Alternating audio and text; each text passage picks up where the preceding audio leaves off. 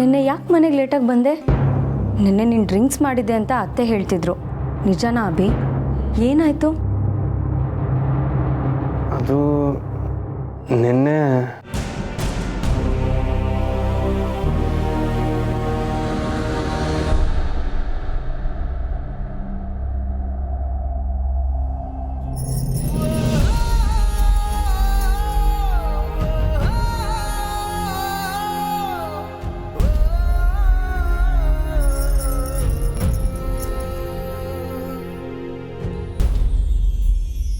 ನಿನ್ನೆ ನೆನ್ನೆ ನನ್ನ ನೋಡ್ಕೊಂಡಿದ್ದು ಅವರೇನಾ?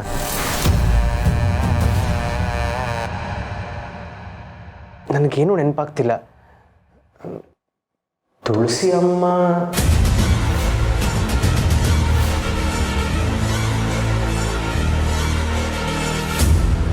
ಅಭಿ, ಯಾಕೋ? ಏನಾಯ್ತು ನಿನಗೆ? ಅಭಿ, ನಿನ್ನ ಮನ್ಸಿನಲ್ಲಿ ಏನಾದರೂ ಬೇಜಾರಿದ್ರೆ ನಮ್ಮ ಹತ್ರ ಹೇಳ್ಕೊ. ಅದನ್ನ ಬಿಟ್ಟು ಯಾಕೋ ಹೀಗೆಲ್ಲ ಆರೋಗ್ಯನ ಹಾಳು ಮಾಡ್ಕೋತಿದ್ಯಾ? ಅಷ್ಟೊಂದು ಬೇಜಾರಾಗಂಥದ್ದು ಏನಾಯಿತು ಅಭಿ? 1-2 ಆದ್ರೆ ಹೇಳ್ಕೋಬೋದು. ಪ್ರತಿದಿನ ಪ್ರತಿ ಕ್ಷಣ ಅವಮಾನ ಆಗ್ತಾ ಇದ್ರೆ ಏನು ಅಂತ ಹೇಳ್ಕೊತಾನೆ. ಅಭಿ ಅವ್ರ ತಂದೆನ ಮಾತಾಡ್ಸೋದು ಬಿಟ್ಟ ಮೇಲೆ ತನ್ನ ಅಣ್ಣನೇ ತನ್ನ ಸರ್ವಸ್ವ ಅಂದ್ಕೊಂಡಿದ್ದ. ಆದರೆ ಅಭಿ ಮಾಡ್ತಾ ಇರೋದೇನು, ಆ ಸಮರ್ಥನ ತನ್ನ ತಮ್ಮನ ರೀತಿ ನೋಡ್ಕೋತಿದ್ದಾನೆ. ಇವನನ್ನ ಕೆಲ್ಸದವನ ಹಾಗೆ ಟ್ರೀಟ್ ಮಾಡ್ತಿದ್ದಾನೆ.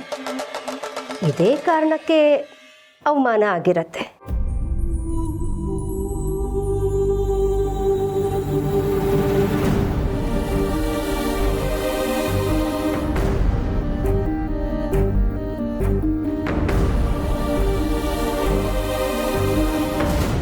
ಇವತ್ತಿನ ಮೀಟಿಂಗ್ ಸಕ್ಸಸ್ ಆಗೋದಕ್ಕೆ ಇವರೇ ಕಾರಣ.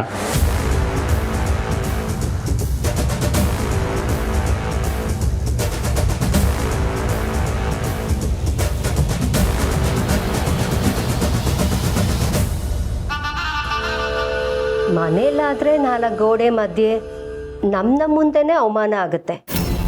ಆದರೆ ಆಫೀಸ್ನಲ್ಲಿ ಒಟ್ಟಿಗೆ ಕೆಲಸ ಮಾಡ್ತಿರ್ತಾರೆ. ಆ ಸಮರ್ಥನ ಅವಿ ಆಫೀಸ್ನಲ್ಲೂ ತಲೆ ಮೇಲೆ ಹೊತ್ಕೊಂಡು ಮೆರೆಸ್ತಾನೆ.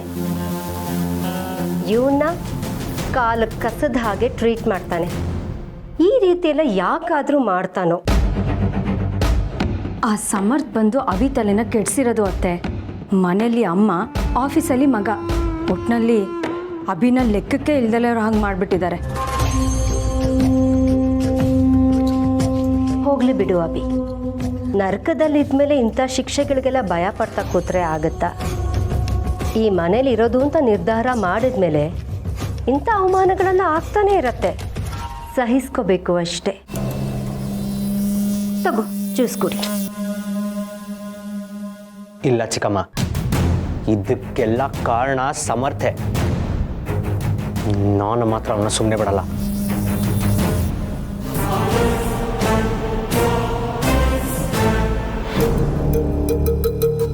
ಅಭಿ ಆಸ್ತಿಲಿ ಪಾಲ್ ಕೇಳಿ ನನ್ನ ಜೊತೆ ಬರೋ ಟೈಮ್ ಹತ್ರ ಬಂತು ಅತ್ತೆ.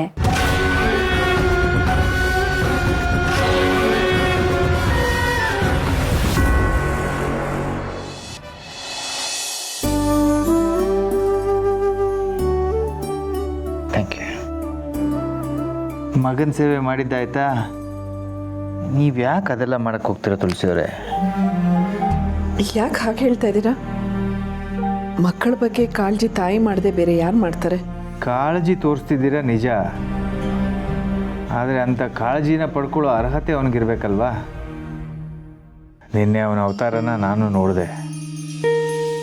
ಅವನು ಮತ್ತೆ ದಾರಿ ತಪ್ಪಿದ್ದಾನೆ. ಇಂಥ ಟೈಮ್ನಲ್ಲಿ ತಂದೆ ತಾಯಿ ಆದವರು ಮಕ್ಕಳ ಜೊತೆ ನಿಂತ್ಕೋಬೇಕು ಮಾಧವ್ ಅವರೇ. ದಾರಿ ತಪ್ಪಿರೋ ಮಕ್ಕಳನ್ನ ದೂರ ಮಾಡ್ಕೊಳ್ದೆ ಅವ್ರಿಗೆ ಹತ್ರ ಆಗಿ ತಿದ್ದಿ ಅವ್ರನ್ನ ಸರಿಯಾದ ದಾರಿ ತರಬೇಕು. ನಿಮ್ಮ ಸಹನೆ ತುಂಬ ದೊಡ್ಡದು ತುಳಸಿಯವರೇ. ಅವನು ಆಡೋ ಮಾತುಗಳಿಗೆ ಯಾರಿಗೇ ಆಗಲಿ ಕೋಪ ಬಂದೇ ಬರುತ್ತೆ. ಒಂದು ಸರಿನಾದರೂ ಇದೆಲ್ಲ ನನಗೆ ಯಾಕೆ ಬೇಕಿತ್ತು ಅಂತ ಅನಿಸುತ್ತೆ.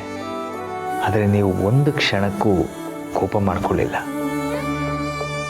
ಅವನು ನಿಮ್ಮನ್ನು ದ್ವೇಷ ಮಾಡಿದ್ರು ನೀವು ಪ್ರೀತಿ ಮಾಡ್ತಾ ಹೋದ್ರಿ. ಅವನು ನಿಮ್ಮ ಬಗ್ಗೆ ಕೆಟ್ಟದಾಗಿ ಮಾತಾಡಿದ್ರು ನೀವು ಅವನಿಗೆ ಕಾಳಜಿ ತೋರಿಸ್ತಾ ಹೋದ್ರಿ. ಇದರಲ್ಲಿ ದೊಡ್ಡಸ್ಕೆ ಏನೂ ಇಲ್ಲ. ಪ್ರತಿ ತಾಯಿ ಕರ್ತವ್ಯ ಅದು. ನಿಮ್ಮಲ್ಲಿರೋ ತಾಯಿ ಪ್ರೀತಿನ ಕಂಡ್ಕೊಳ್ಳದೆ ಅವನಿಗವನೇ ಮೋಸ ಮಾಡ್ಕೊಳ್ತಿದ್ದಾನೆ. ಆದರೂ ಅವನು ಹೀಗೆಲ್ಲ ನಡ್ಕೊಳ್ತಿರೋದು ನನಗೂ ಬೇಸರ ಆಗುತ್ತೆ. ಅಣ್ಣ ತಮ್ಮ ಇಬ್ಬರು ಎಷ್ಟು ಪ್ರೀತಿಯಿಂದ ಇರ್ತಾಯಿದ್ರು. ಈಗ ಅವರಿಬ್ಬರ ಮಧ್ಯೆ ಮನಸ್ತಾಪ ಬಂದು ಎಲ್ಲಿ ದೂರ ಆಗಿಬಿಡ್ತಾರೋ ಅನ್ನೋ ಭಯ ಕಾಡುತ್ತೆ ನನಗೆ. ನಾವು ಅವ್ರ ಜೊತೆ ಇರುವಾಗ ಅವರಿಬ್ರು ದೂರ ಆಗೋದಕ್ಕೆ ಹೇಗೆ ಸಾಧ್ಯ ಮಾಧವ್ ಅವರೇ ಅಂತ ಯೋಚನೆನೂ ಮಾಡಬೇಡಿ. ನನ್ನ ಪ್ರಾಣ ಹೋದ್ರೂ ಸರಿ, ಅವರಿಬ್ರನ್ನ ಮಾತ್ರ ದೂರ ಆಗೋದಕ್ಕೆ ನಾನು ಬಿಡಲ್ಲ. ಹೇಗಾದರೂ ಮಾಡಿ ಅಭಿನ ಸರಿ ದಾರಿಗೆ ತರೋಣ. ಅದೆಲ್ಲ ಹೇಗೆ ಸಾಧ್ಯ ತುಳಸಿಯವರೇ? ಸಾಧ್ಯ ಆಗತ್ತೆ, ಅದಕ್ಕೆ ನಾವು ಪ್ರಯತ್ನ ಪಡಬೇಕು. ಸಮರ್ಥ ಸಂಧ್ಯಾ ಹೀಗೆ ಕಿತ್ತಾಡ್ಕೊಂಡಾಗ ಮಾವ ಏನು ಮಾಡೋರು ಗೊತ್ತಾ?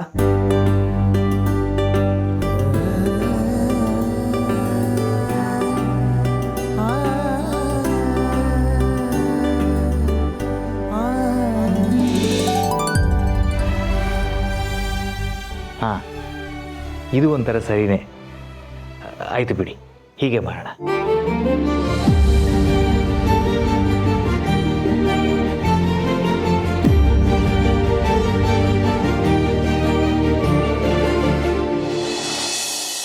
ಭಾಗ್ಯದ ಲಕ್ಷ್ಮೀ ಬಾರಮ್ಮ, ನಮ್ಮಮ್ಮನಿ ಸೌಭಾಗ್ಯದ ಲಕ್ಷ್ಮೀ ಬಾರಮ್ಮ, ದರಿದ್ರ ಲಕ್ಷ್ಮಿ ಮನೆಯಿಂದ ಬೇಗ ಹೋಗಮ್ಮ. ಮಾವ, ನಾನು ದರಿದ್ರ ಲಕ್ಷ್ಮಿನಾ? ಯಾರಮ್ಮ ಹಾಗೆ ಹೇಳಿದ್ದ?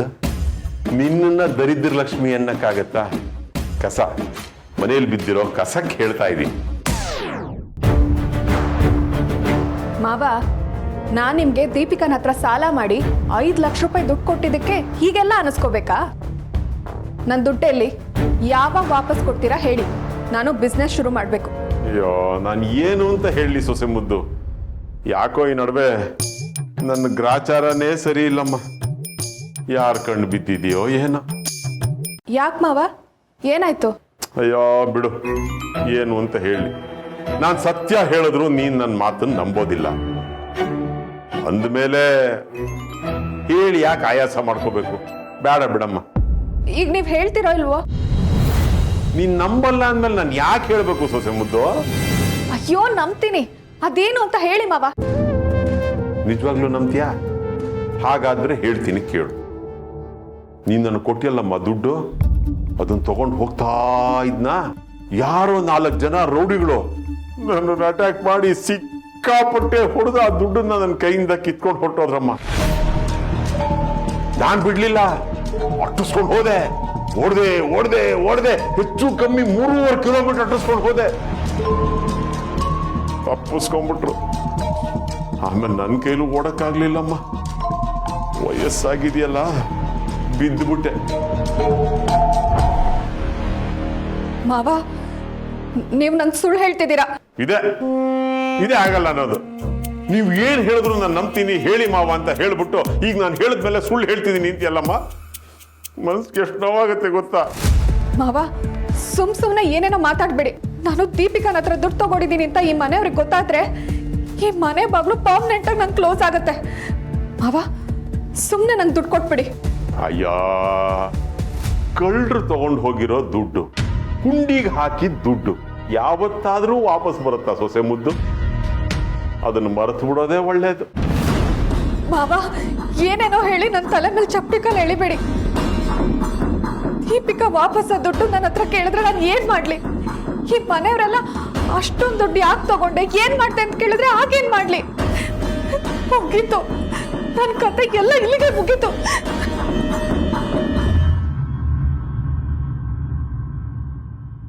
ಡ್ರಾಮಾ ವರ್ಕೌಟ್ ಆಯ್ತು. ನಾನೊಬ್ಬ ಕಳ್ಳನು, ನಾನೊಬ್ಬ ಸುಳ್ಳನು, ಬಲು ಮೋಸಗಾರನು, ಸರಿಯೇನು? ಹೇಳಿದ ಅರ್ಥ ಆಯ್ತಲ್ಲ?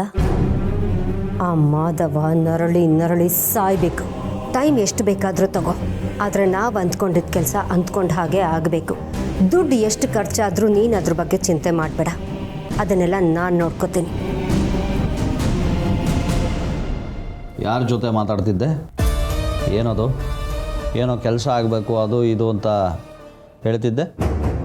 ಹೌದಲ್ವೇನ್ರಿ, ಇನ್ನು ಸ್ವಲ್ಪ ದಿನದಲ್ಲೇ ನಮ್ಮ ಮಗಳ ಮದುವೆ. ಎಲ್ಲ ಕೆಲಸಗಳು ಆದಷ್ಟು ಬೇಗ ಆಗಬೇಕು ಅಲ್ವಾ?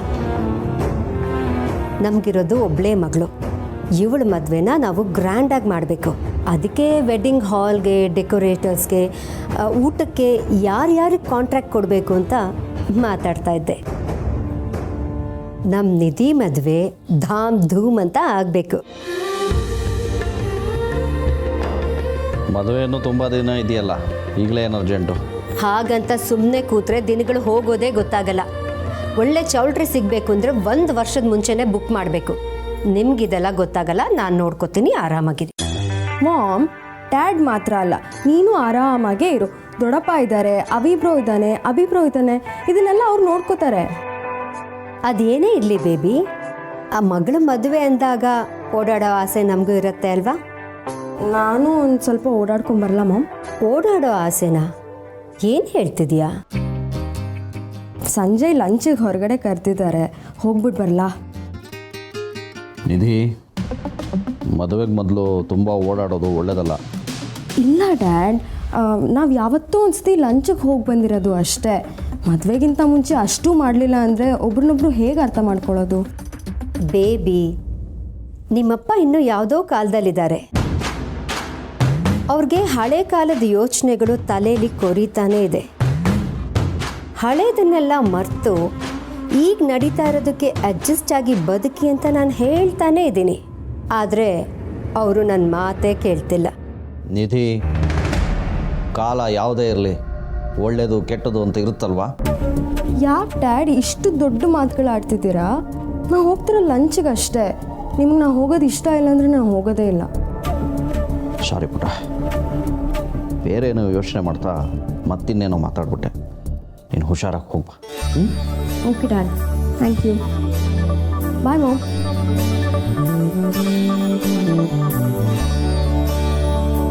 ಬೇರೆ ಏನೋ ಯೋಚನೆ ಮಾಡ್ತಿದ್ದೀನಿ ಅಂದ್ರಲ್ಲ, ಏನು ಯೋಚನೆ ಮಾಡ್ತಿದ್ದೀರಾ? ಇನ್ನೇನು ಯೋಚನೆ ಮಾಡ್ತೀರಾ ನೀವು? ನನ್ನನ್ನು ಬಿಟ್ಟರೆ ನಿಮ್ಮ ತಲೆಯಲ್ಲಿ ಬೇರೆ ಏನೂ ಇಲ್ಲ. ನೋಡ್ರಿ, ನಾನು ಈಗಲೂ ಹೇಳೋದು ಒಂದೇ ಮಾತು. ನೀವು ನನ್ನ ಪ್ರೀತಿಯಿಂದ ನೋಡಿದ್ರೆ ಗುಲಾಬಿ ಥರ ಕಾಣಿಸ್ತೀನಿ. ಅದೇ ಅನುಮಾನದಲ್ಲಿ ನೋಡಿದ್ರೆ ಮುಳ್ಳಿನ ಹಾಗೆ ಚುಚ್ತಾನೆ ಇರ್ತೀನಿ. ನನ್ನನ್ನು ಹೇಗೆ ನೋಡಬೇಕು ಅನ್ನೋದು ನಿಮಗೆ ಬಿಟ್ಟಿದ್ದು.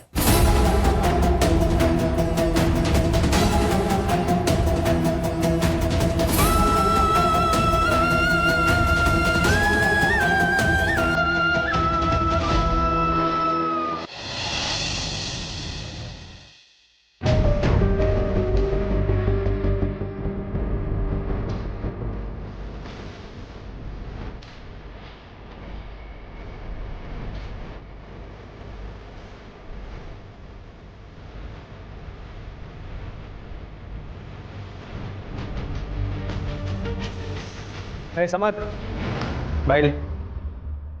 ಅಭಿ ಸಮರ್ಥನ ಯಾಕೆ ಕರಿತಿದ್ದಾನೆ? ಹೋಗಿ ಒಳಗಡೆಗೆ 3 ಕಾಫಿ ತಗೊಂಬ.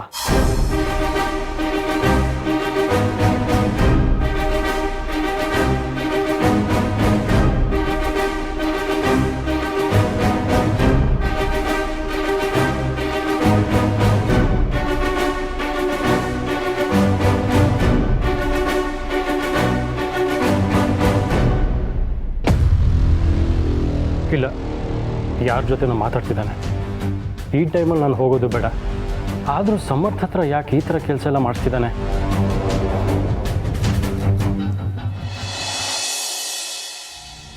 ಸಂಧ್ಯಾ, ಸಂಧ್ಯಾ,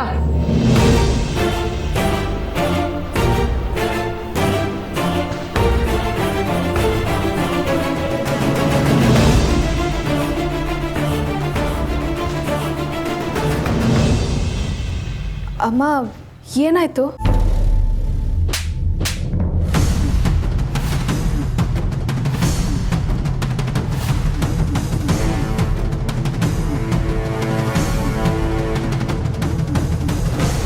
ಯಾಕೆ ಯಾಕೆ ನೀನು ನನ್ನ ಮಗಳಾಗಿ ಹುಟ್ಟಿದೆ?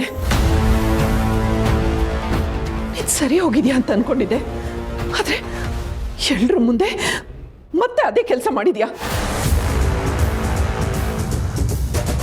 ಕ್ಷಮಿಸಲ್ಲ, ನಾನು ಮಾತ್ರ ನಿನ್ನನ್ನು ಕ್ಷಮಿಸಲ್ಲ. ಯಾಕೆ ತುಳಸಿ, ಏನು ಮಾಡಿದ್ಲಿ ಇವಳು?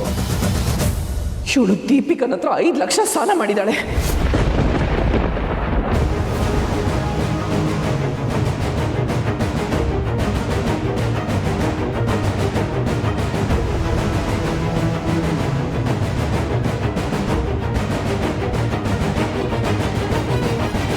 ಏನು ಸಾಲ ಮಾಡಿದ್ದಾಳ?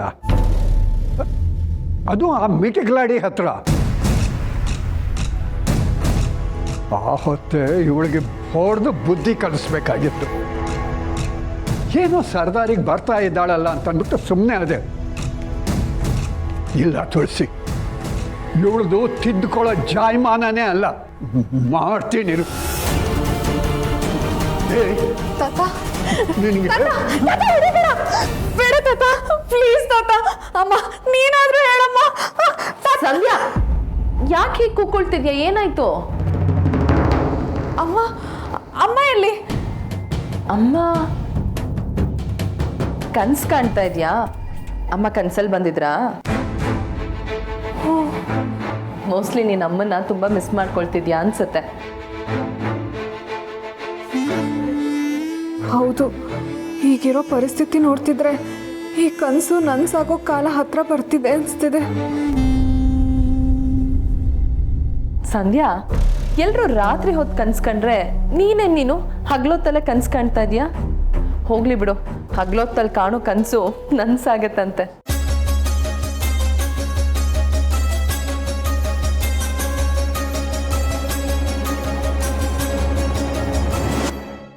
ಓಕೆ ಸರ್, ನಾನೆಲ್ಲ ಡಾಕ್ಯುಮೆಂಟ್ ಎಲ್ಲ ರೆಡಿ ಮಾಡಿರ್ತೀನಿ. ನೀವು ಅದನ್ನೆಲ್ಲ ಒಂದ್ಸಲ ನೋಡಿ ಅಪ್ರೂವ್ ಮಾಡಿದ್ರೆ ಸರ್. ನಾನು ಹೇಳ್ತಿದ್ದೀನಲ್ಲ, ನೀವು ಡಾಕ್ಯುಮೆಂಟ್ಸ್ ರೆಡಿ ಮಾಡಿ ಕಳ್ಸಿದ ತಕ್ಷಣ ನಾನು ಸೈನ್ ಮಾಡಿರ್ತೀನಿ. ಸಮರ್, ಸಾರಿ, ಇವನು ಯಾಕೆ ಹೀಗೆ ಆಡ್ತಿದ್ದಾನೆ ಅನ್ನೋದೇ ಗೊತ್ತಾಗ್ತಿಲ್ಲ. ನಾನೇ ಹೋಗಿ ಕೇಳೋಣ ಅಂದ್ಕೊಂಡೆ, ಅದ್ರ ಒಳಗೆ ಕ್ಲೈಂಟ್ಸ್ ಇದ್ದಾರೆ, ಅದಕ್ಕೆ ಸುಮ್ಮನೆ ಅದೇ. ಪರವಾಗಿಲ್ಲ ಸರ್, ಕಾಫಿ ತೊಗೊಂಡೋಗಿ ಕೊಡೋದ್ರಿಂದ ನನಗೇನು ಅವಮಾನ ಆಗಲ್ಲ. ನಾನಿಲ್ಲಿ ಕೆಲಸಗಾರ, ಕೆಲಸ ಹೇಳಿದರೆ ಮಾಡ್ತಿದ್ದೀನಿ ಅಷ್ಟೇ. ನಿಮಗೇನಾದರೂ ಕಾಫಿ ಬೇಕಿತ್ತಾ? ಸಮರ್, ಹೌದು, ನೀವು ಕಾಫಿ ಟೀ ಕುಡಿಯೋರಲ್ಲ ಅನ್ಸುತ್ತೆ.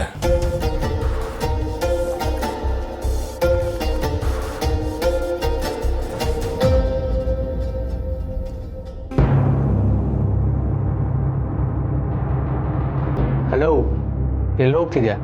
ಕಾಫಿ ಕುಡಿದ್ಮೇಲೆ ಕಪ್ ತಗೊಂಡು ಹೋಗು.